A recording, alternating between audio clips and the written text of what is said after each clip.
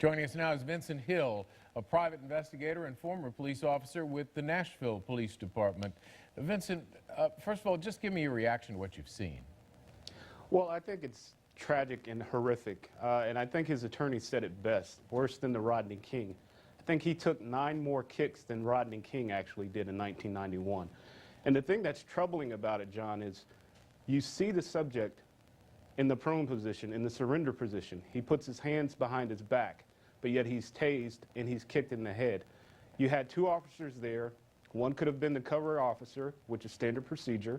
One could have been the contact officer to place handcuffs on him, but yet they continued to beat on this subject. If you have those 2 officers handling the scene, you wouldn't need the other 9 or 10 officers there. It would have taken less than 10 seconds to place handcuffs on this subject.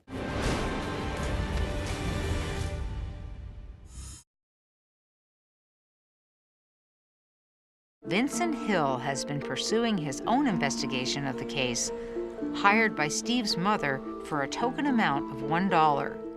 And he says he's found gaping holes in the police investigation. Why would the Nashville police not want to do a thorough investigation on this case? Until Nashville police proved to me there was a gun sale, there was no gun in Jenny's possession.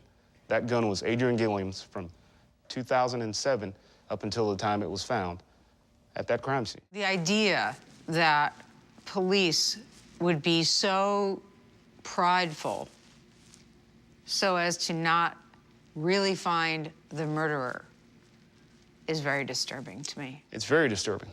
But again, look who it was. If it was just some Joe off the street, it would have been a cold case for 20 years. For 20 years. It was Steve McNair. Police knew they had to clear it quick. They had this gun at this crime scene. They had this young lady at this crime scene. Let's clear this up. Let's clear it up. Us, Vincent Hill, former police officer, private investigator, who was shot an Uzi. Well, as a parent myself, I cannot conceive the idea of putting an Uzi in a 9-year-old's hands. Words have been thrown around like kickback and recoil. Right. What happens? Well, and again, this is a 9-year-old, right. Not you, a fully grown man. Exactly. I was going to say a fully grown man, maybe not so much recoil. Will he take the mental stability of Oscar Pistorius into account? Because the defense attorney is saying, look, he had PTSD. Well, I think overall you have to look at everything. The shot pattern, the location of the shots, his state of mind. Was there an intent there to kill her? Would it be logical that an intruder would be in your restroom in the middle of the night? Yeah. And we're talking about murder. We're not talking about representing yourself for a traffic accident. Yeah. Exactly. We're talking about murder. The dumpster ate my payments. Vincent, you get your mail, don't you? I get my mail all the time. I just want to know that this postal worker gets to leave early. I think the Employee of the Month award, or does she need more training on what to do when being robbed? Vincent, I ask you.